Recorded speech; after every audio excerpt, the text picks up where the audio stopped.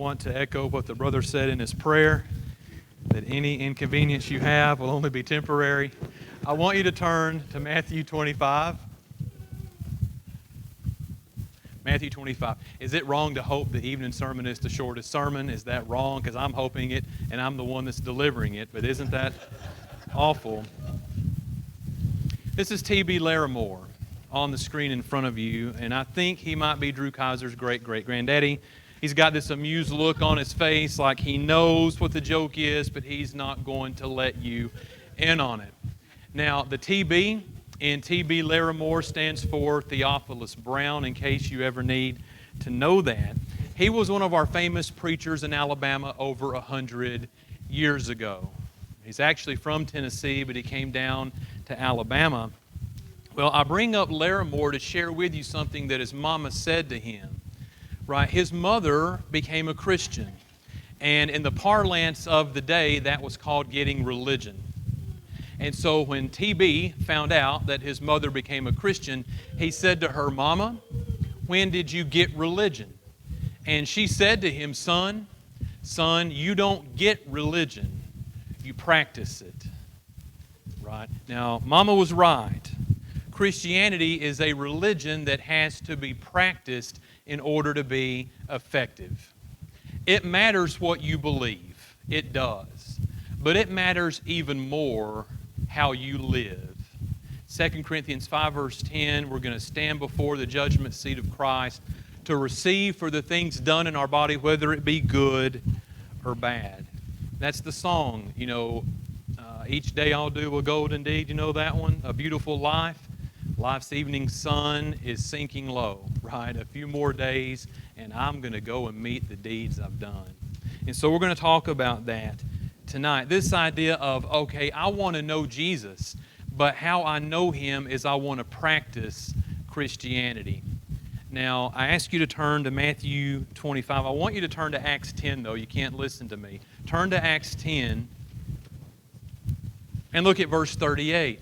Because we're told there that this is my favorite Jesus verse, if you can have a favorite Jesus verse. How God anointed Jesus of Nazareth with the Holy Spirit. He went about doing good. Do you see that? Acts 10:38. Jesus went about doing good. That's what I want to do as well. In Matthew chapter 25, we have this picture of the judgment scene. And gathered before Jesus, you can go back to Matthew 25 now, it's safe. 31, beginning in verse 31, you have, Jesus says, I'm going to gather together all nations like a shepherd would, and I'm going to separate the sheep from the wolves. But notice what he's going to say, right? Look at verses 35 through 40. That's where we're going to be. Because this is fascinating to me. What fascinates me about Matthew 25, this 35 through 40, 5 verses, 6 verses, is that it gives us some real insight into the heart of Jesus. And one thing that really stands out to me is what it doesn't say. Look at it. Jesus doesn't mention anything in this text about false doctrine, for example.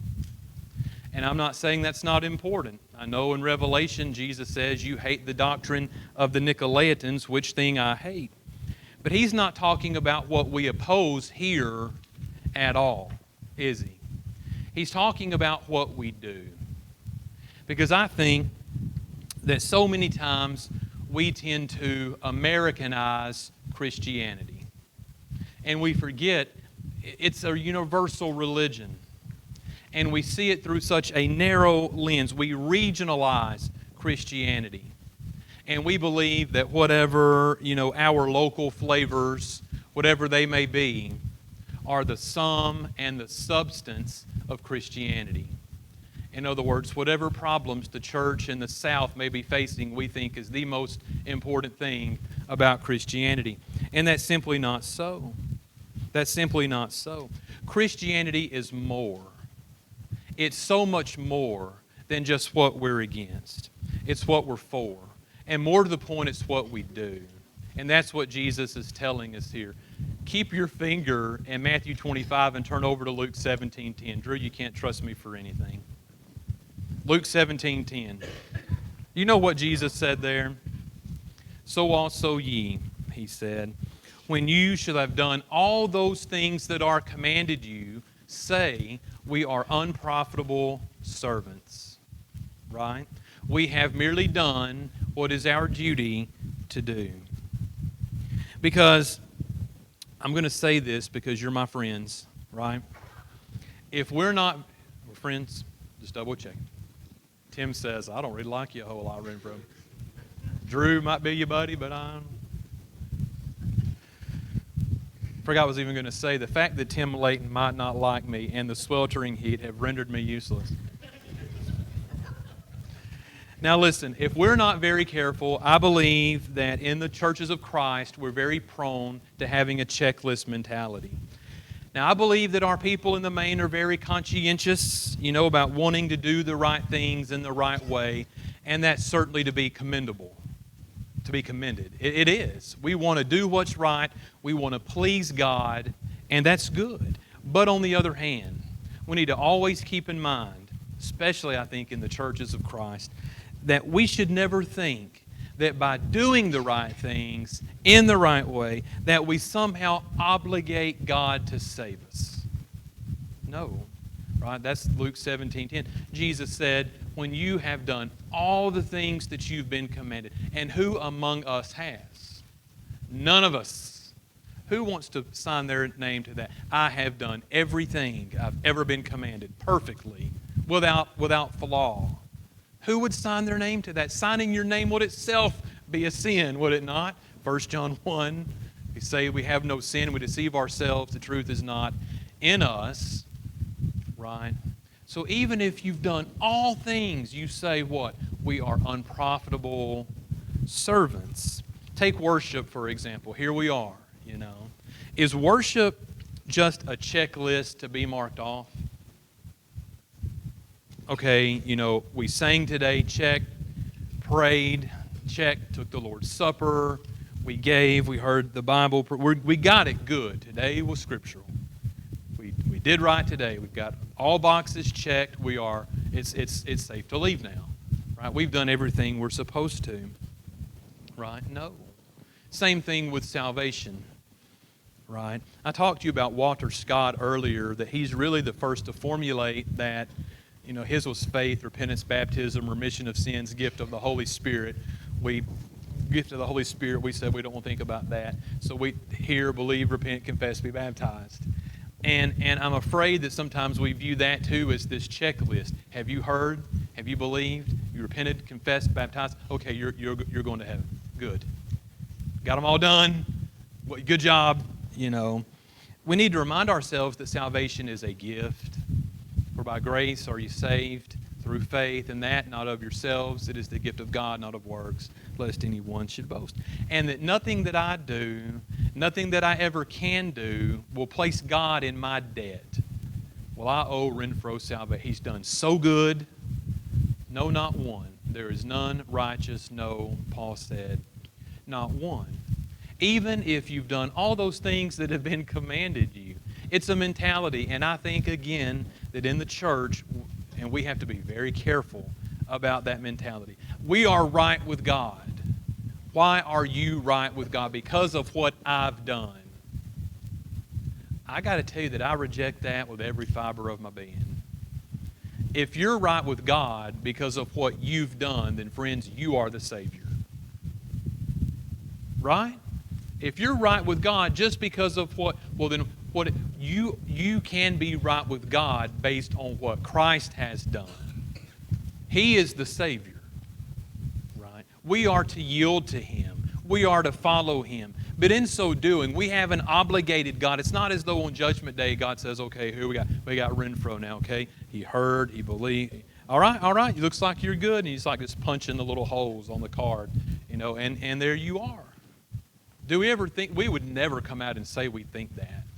And we may not think it in such stilted terms, but you listen sometimes, and you can't help but wonder in some quarters, not here, good night, I know, not here.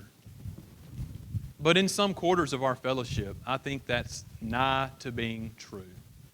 We are right, everyone else is wrong, and we are right because of what we've done. Because of what we've done. Well, I want to talk about this because what I'm talking about today, I'm not trying to belittle obedience. But what I'm trying to talk about this afternoon is, okay, I want to follow Jesus. Who doesn't want to follow? Can you tell me what that might look like, practically speaking?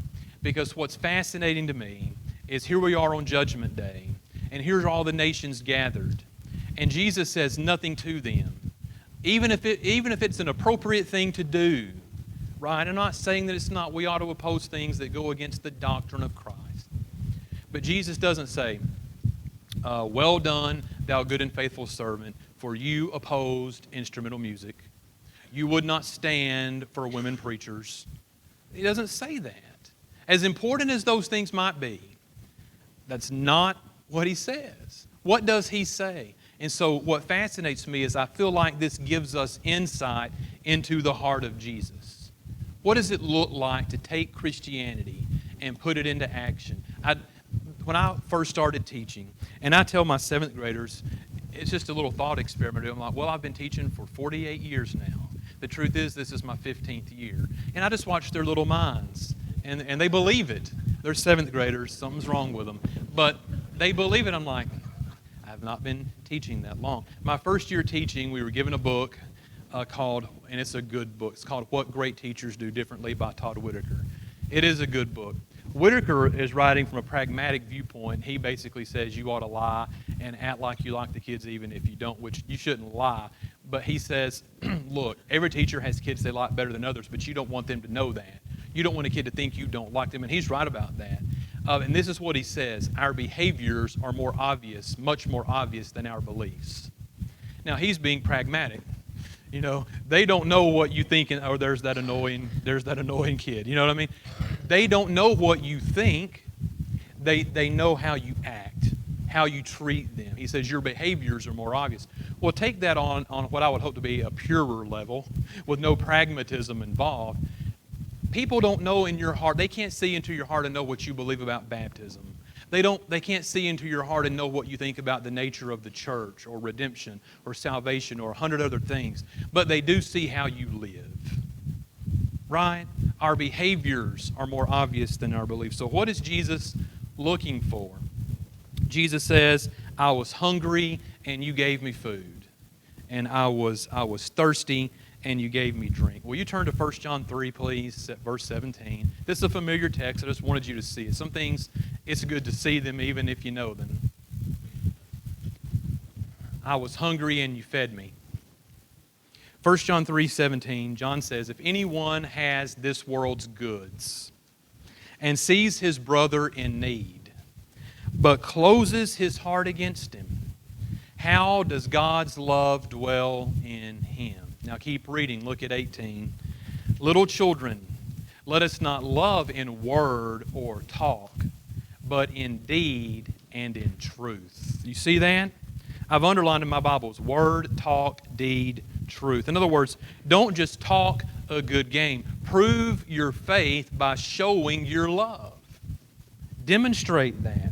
And I wanted to make this practical here and just ask you, are you doing anything to feed the hungry in your own life? Christianity is not just what you do here at the building. You're only here just a few hours a week.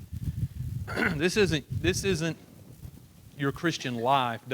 You don't live it out in these walls. You know, we need to come together. We need to assemble. But your Christian life isn't lived at the assembly. Right? The bulk of your life is lived outside these walls. What are you doing outside these walls? Do you feed? If somebody's hungry, do you help feed them? Right? Somebody's thirsty, would you give them drink? I know Jesus said even a cup of cold water in the name of Christ to the lowliest disciple will not be forgotten. You know, I think sometimes churches will stifle this and they don't even realize it. They don't intend to. I knew about a congregation, certainly not you guys, but I heard about a congregation that will remain anonymous, where every time there was a good work to support, the elders expected the members to do it out of pocket instead of, utilizing the church treasury, which is what it's there for, in my judgment. You'd have something you wanted to do, and it's a good work, and you can afford to do it. You go to the eldership, and can we do this? Yeah, you can do it. You can do it out of pocket. Well, I thought that's what we were giving already for. I thought we had already given to do that. And my thought was, why make it hard on your people to do good, right, to help others? Why make it hard to do good? In churches, sometimes we need to have eyes to see, need to have hearts to feel. What difference can we make in this community? This is where you live, right? Most of you. I know at Plainview, I teach at Plainview, and we have over half of our students are on free and reduced lunch, qualify for it. We've started a food pantry there, right? Well, pat ourselves on the back. But I think the idea is we all can do something. Doing nothing. You remember the one talent guy, and he says, I knew that you were a hard man, reaping where you haven't sown, gathering where you haven't strawed. But I hid it. But there you go. That's the guy that says, look, I believed and I was baptized. There you go. What more did you want? Right? You wicked and slothful servant. Right? You wicked and slothful servant. What are you doing? What are you doing? And my own thought is, in my own heart, and I don't do this perfectly, nobody does. I just know, if a kid comes in my room, while they're under my roof, bless their hearts, they're a Renfroe, for while they're under my roof. And I'm going to help them. And if I know they're hungry, without forcing help on someone, respectfully, discreetly, if I can help them, I want to help them. Not because I'm a preacher or what, because I want to follow Jesus. I want to be a disciple. What would Jesus do? Jesus said, I was hungry and you fed me. That's Christianity in action. That child doesn't care to know what I believe about, when was the book of Revelation penned, Mr. Renfroe? Are you an early date or are you a late date on that? They know when I go home tonight, I'm not going to have any food. I've been told that before. I've been told, well, on good days we have frozen burritos, and that's all that we have. On other days we have ramen, and then on bad days we have nothing. Right? Well, what can we do to help? And you all have in your own life, your own food pantry, so to say. You have people, we need to have eyes to see. It doesn't have to be a food pantry, but you know what I'm saying. There's people that need our help. And what are we doing? What are we doing? It's so easy we go to church, Wednesday, go to church, Sunday, go back to church. What are we doing in between? Because that's your life, mister, right? That's your life. What are we doing? What are we doing to help? All right. Jesus says, I was a stranger and you welcomed me. Hebrews 13, verse 1. I wanted to talk about number 4. Turn to James chapter 2, if you don't mind, because I wanted you to see this as well. James 2:15. I was naked and you clothed me. Just mean I needed clothes, right? Naked, I was not properly clothed. I didn't have enough to wear. James 2:15. James says, if a brother or sister is poorly clothed, lacking in daily food, and one of you says to them, go in peace, be warmed and filled, but you don't give them the things needed for the body, what good is that? And then he says, so faith by itself, if it doesn't have works, is dead. Dead faith can't save you. Look at that. Somebody needs help. They need help. And one of you says to them, what does that mean, go in peace, be warmed and filled? What do you think a modern equivalent of that would be? Would it not be, I hope everything goes okay? I hope that all works out. I will pray for you. The death knell, Jackie, is being put on the prayer list. Doesn't that sound awful?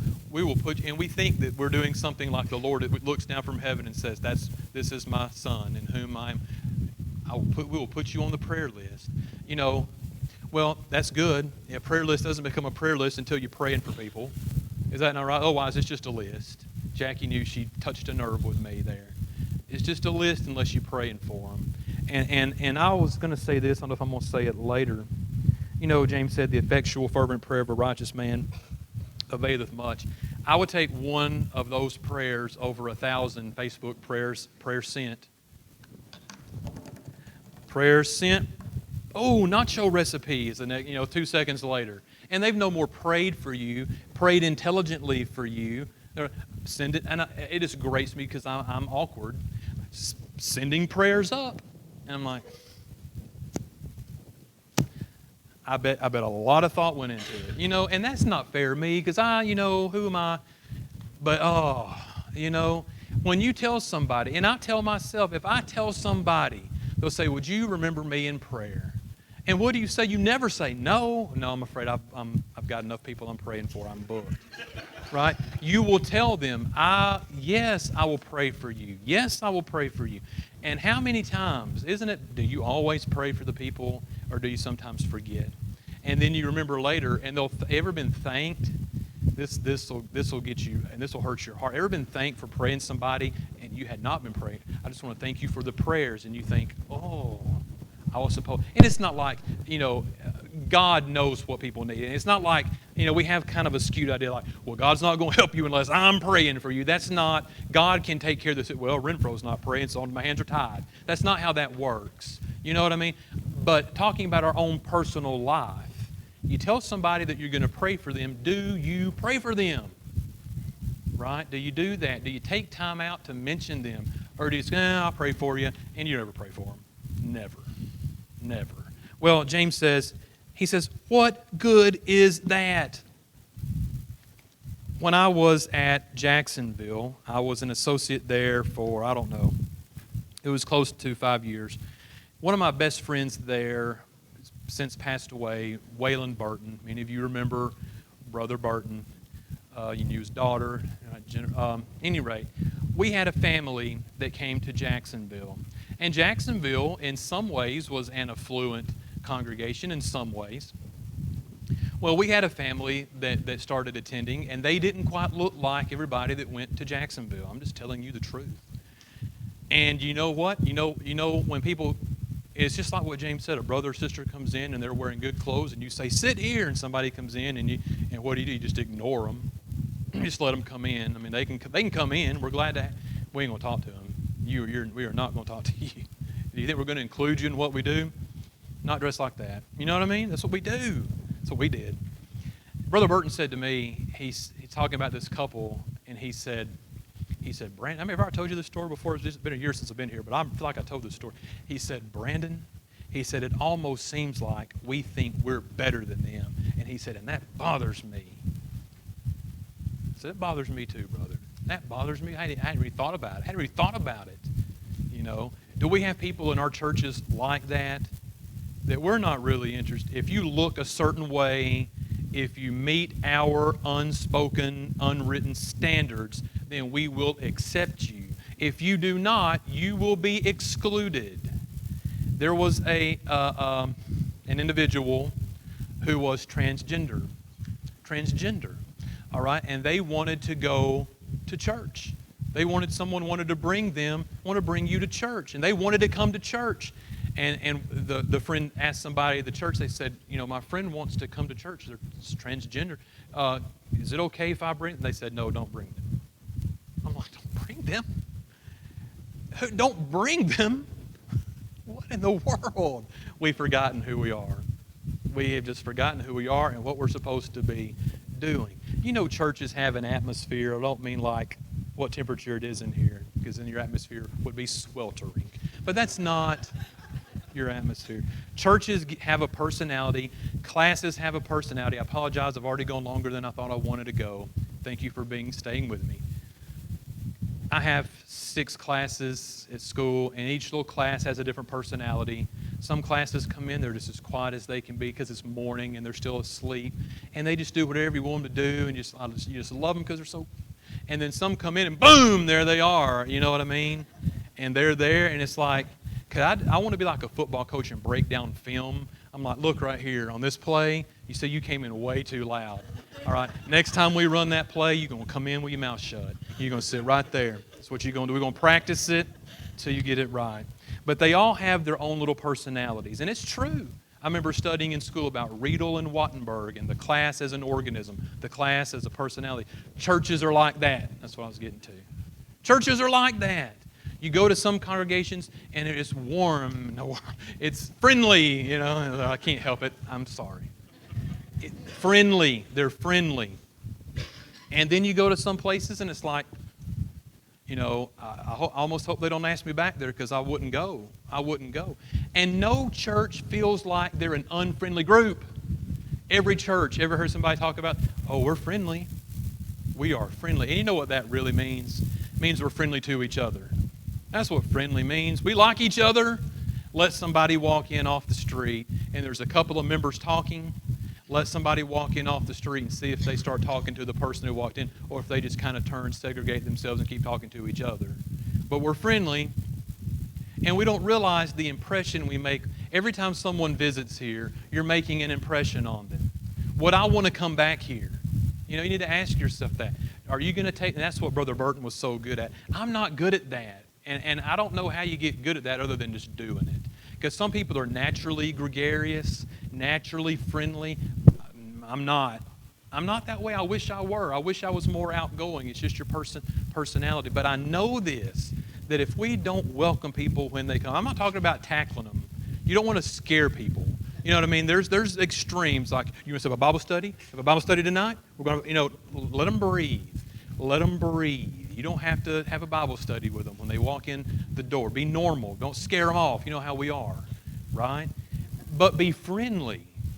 Be friendly so when they think about you, they think, that was a nice place, and I would like to go back. Don't let them think that was a cold bunch. They didn't really say a whole lot to me. I don't even know if they knew I was there. They sure did talk to each other. That gets a lot of us, It gets me.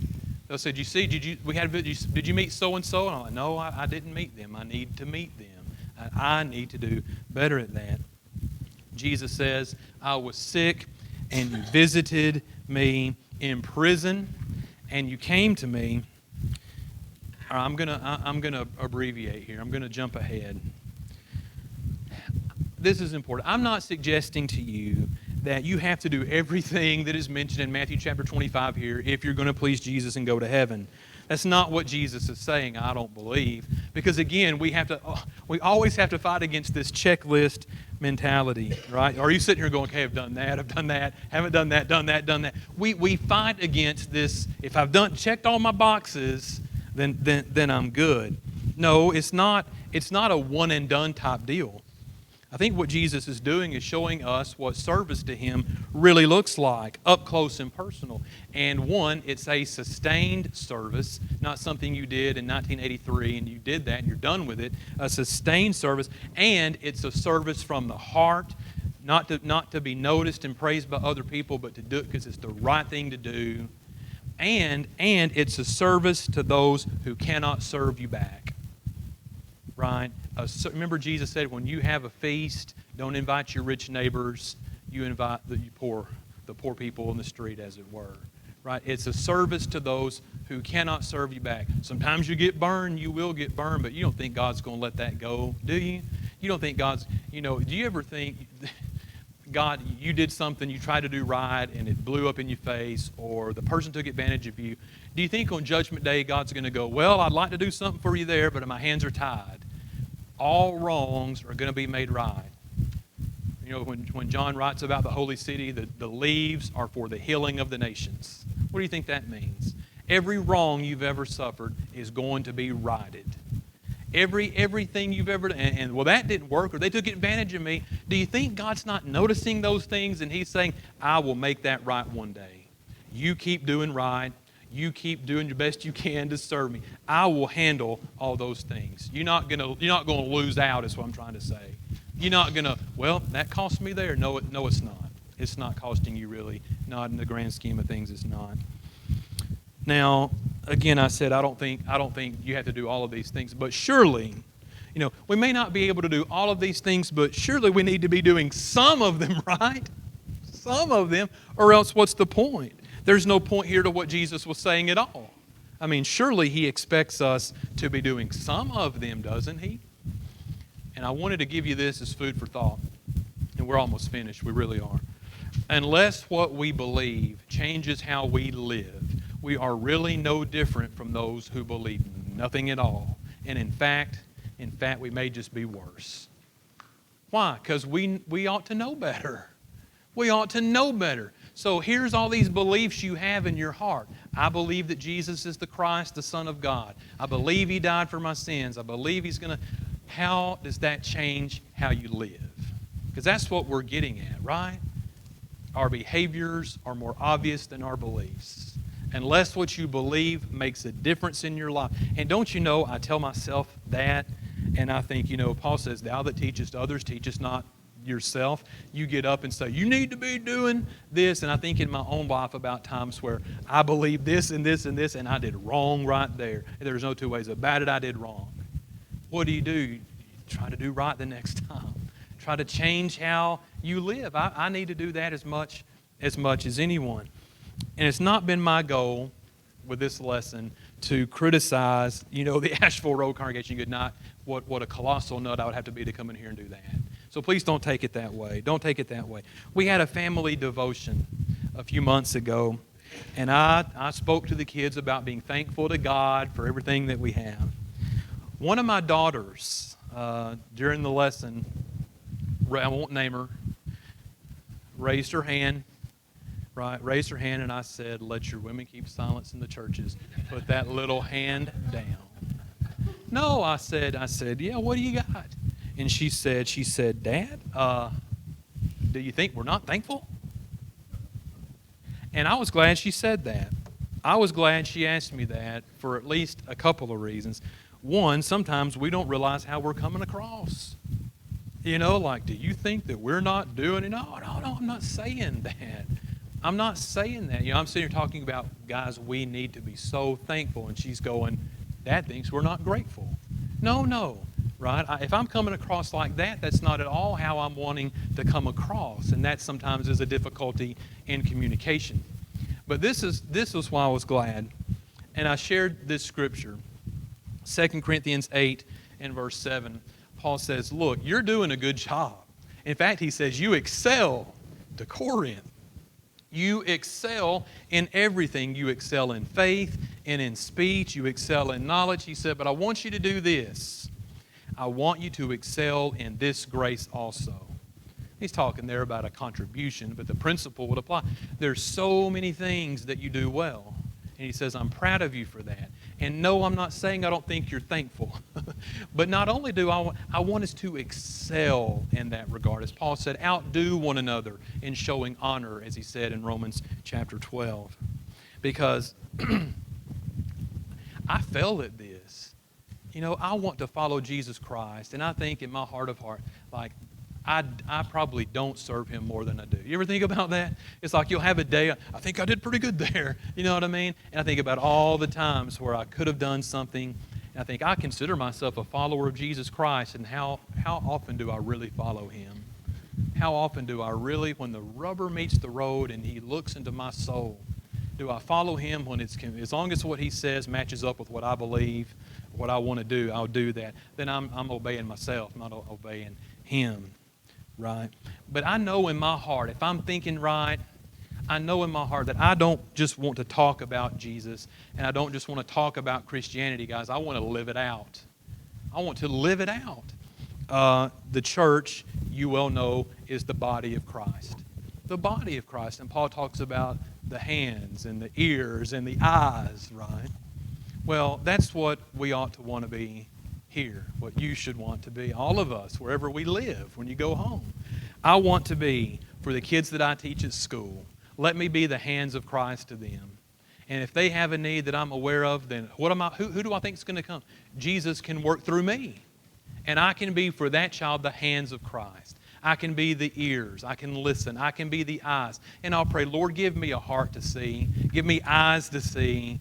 A heart that cares, eyes that are aware of needs that I might be able to help with, because I want to be the hands, the feet, the eyes of Jesus. And so that's what I wanted to do today. I wanted to talk to you about Jesus and tell you, He's God. Do you know what that means, practically speaking? We're to pour out our heart and soul in worship to Him, not just at the church building. Right? Our whole lives are to be offered up as a living sacrifice. He's worthy of worship.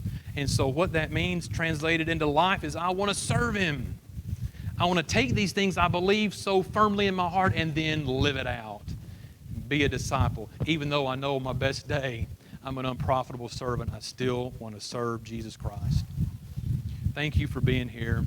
Thank you so much for inviting me to speak to you today. I hope you'll be able to take something from it that'll be profitable for you. I just wanted to really encourage us all. Look in your own lives. There's people you can help. Be a warm congregation, a friendly congregation that welcomes others. I'm sure you already are. But look, you can excel. You abound, but abound even more. If we can help you this afternoon, study with you, study the gospel, teach you what it says, if we can help you at all with prayer as a child of God, we're going to have an invitation song, and we bid you to come as together we stand and sing.